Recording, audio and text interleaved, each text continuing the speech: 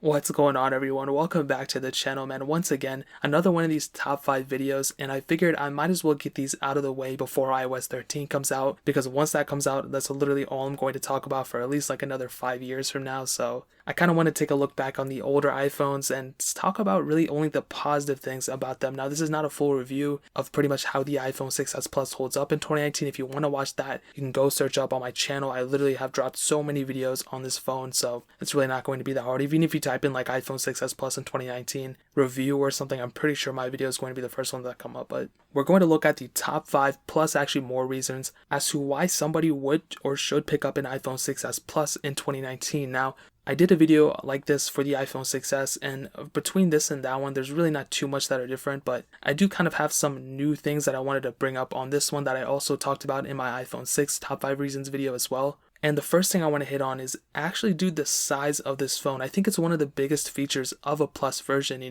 not only the size, but the battery size as well. And you're getting a pretty large battery within it, but also in a pretty large phone. And in my opinion, I actually prefer a bigger phone over a smaller phone. So even though I own an iPhone 10, I'll probably be getting the 10s Max here soon. I prefer a bigger phone.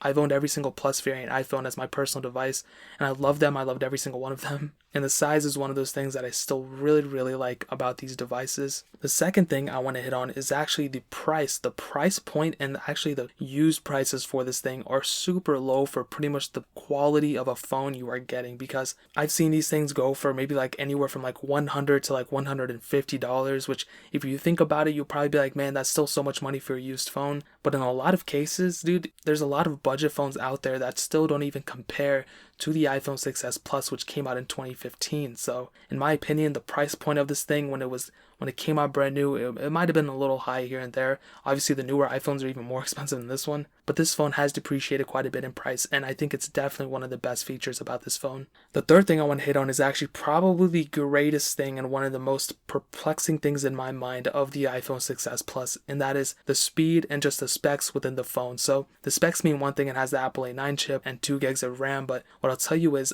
I found that my iPhone 6s Plus in some cases are faster than my newer iPhones, like my iPhone 8 Plus, my iPhone 10 even, and even my iPhone 10R, which doesn't even make any sense to me. So the fact that that's the case is completely crazy, and I have nothing but respect for Apple for doing that. I mean, I don't know if they did that on purpose or whatever the case was, but the speed of this phone is definitely one of the best aspects for it. The fourth thing I want to hit on is actually pretty similar to what I talked about in my iPhone 6 video as well, and that is the repairability of this phone.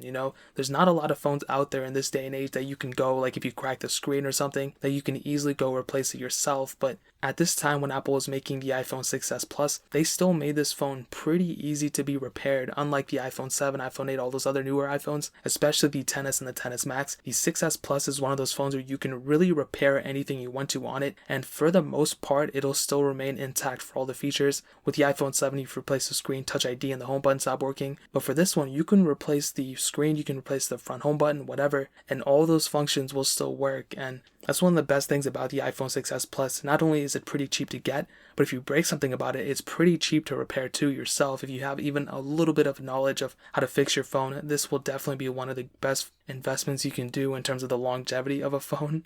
The fifth thing I want to hit on is actually a compilation of like 30 different things, but definitely the iOS support. This thing is still being supported with iOS 13, so in terms of software support, you will be set for at least another year. It might go even further than that, but as of right now, we're guaranteed iOS 13, which is awesome. The sixth thing is actually where the compilation of things are, but I really only want to do top 5 reasons, but this is where I just came up with newer things. This phone does have Touch ID in the home button, which could be a pro for you. I personally like the fingerprint sensor on this thing. The second thing is the headphone jack. The headphone jack is super awesome, and even though I've already kind of moved on from that, if you haven't, you have that ability here to retain it. And the last thing is actually the storage variant sizes. So this thing came out in several different storage variants.